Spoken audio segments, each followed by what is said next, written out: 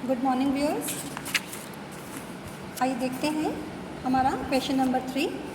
X limited की निम्नलिखित सूचनाओं से तरलता अनुपात निकालिए। जैसा कि हमने पहले बताया था, तरलता अनुपात में दो अनुपात हम निकालते हैं, current ratio and liquid ratio. तो आइए देखते हैं, करंट रेशियो के लिए हमें दो आइटम्स चाहिए होता है, current assets and current liabilities. देख लेते हैं। एक और बात, ये इन्फॉर्मेशन गिवन है, इसको ऐसा नहीं सोचना है कि असेट साइड्स गिवन है या लाइबिलिटी साइड्स गिवन है। हो सकता है लाइबिलिटीज़ की कुछ आइटम इस तरफ हो या असेट्स की कुछ आइटम इस तरह हो, क्योंकि ऊपर क्या लिखा है, एक्स लिमिटेड की निम्नलिखित सूचनाओं से। तो ये कोई बैलेंस शीट नहीं है, ये सारी इन्फॉर्मेशन है। तो आपको सारी आइटम्स देखनी है।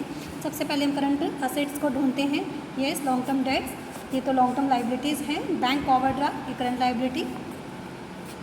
शॉर्ट टर्म प्रोविजंस में दो प्रोविजंस दे रखे हैं, proposed dividend and provision for tax, ये दोनों ही क्या हैं, करंट लाइबिलिटीज़ हैं। एडवांस इनकम टैक्स, येस, जब भी ये खर्चा होता है इनकम टैक्स, अगर हम खर्चे को एडवांस में पेमेंट करते हैं, पहले दे देते हैं, तो वो हमारी असेट बन जाती है, करंट असेट। तो ये हमारी करंट असेट्स हैं। Trade payables, rent payable, dividend payable, मैंने पहले भी बताया था, जिस वर्ड के आगे भी पेएबल वर्ड लिखा हो वो सब की सब करंट लाइबिलिटीज़ होती है। गुडविल फिक्स्ड असेट्स में हम ले लेते हैं। फिर टेंजिबल असेट्स में फिक्स्ड असेट है ये। तो ट्रेड इन्वेस्टमेंट भी हमारी फिक्स्ड असेट मतलब लॉन्ग टर्म असेट्स या नॉन करंट असेट्स होती हैं। हाँ, मार्केटेबल सिक्योरिटी को ध्यान में रखना है। मार्केटेबल सिक्योरिटी हमेशा करंट असेट्स होती है। इसको आप करंट असेट्स वाली जो आपकी आइटम्स की लिस्ट है उसमें भी नोट कर लीजिएगा। इन्वेंट्री करंट असेट्स होते हैं। डेटर्स, हमेशा डेटर में से अगर प्रोविज़न गिवन है तो प्रोविज़न को लेस करके ही आपको जो अमाउंट आता है वो लेना है। कैश गिवन है। तो सबसे पहले हम देखते हैं current assets. Yes, current assets में देख लेते हैं क्या क्या आपको टोटल करना है। Marketable security plus investment plus debtor, debtor की अमाउंट कितना लेंगे, 3,60,000। हो सकता था ये प्रोविज़न आपको लाइबिलिटी वाली आइटम में गिवन हो, तो आपको वो ध्यान में रखना है और माइनस करना है। फिर कैश, तो चार आइटम हो गई हैं। 80,000 प्लस करेंगे 7,80,000 प्लस 3,60,000 एंड प्लस 1,60,000।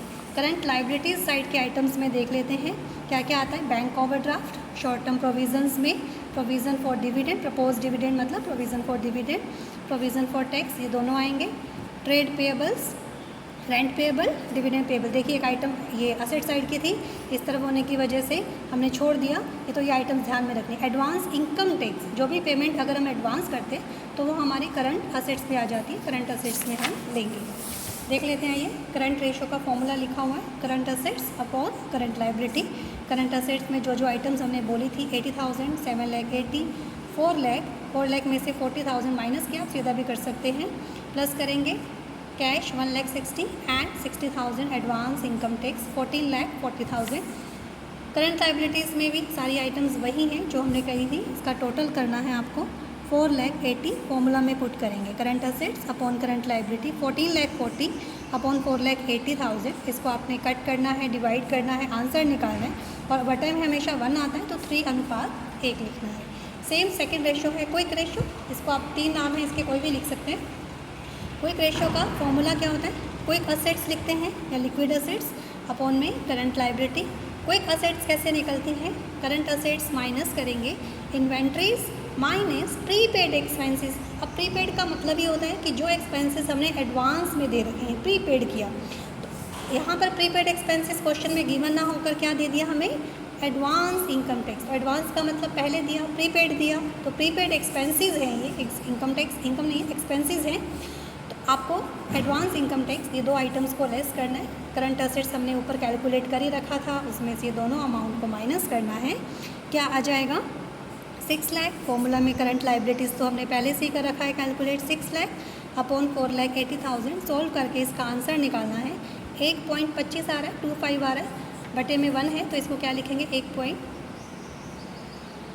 1.25 अनुपात A। तो इस तरीके से आपको लिक्विडिटी रेशियोज़ में दोनों रेशियोज़ निकाल कर दिखाने हैं।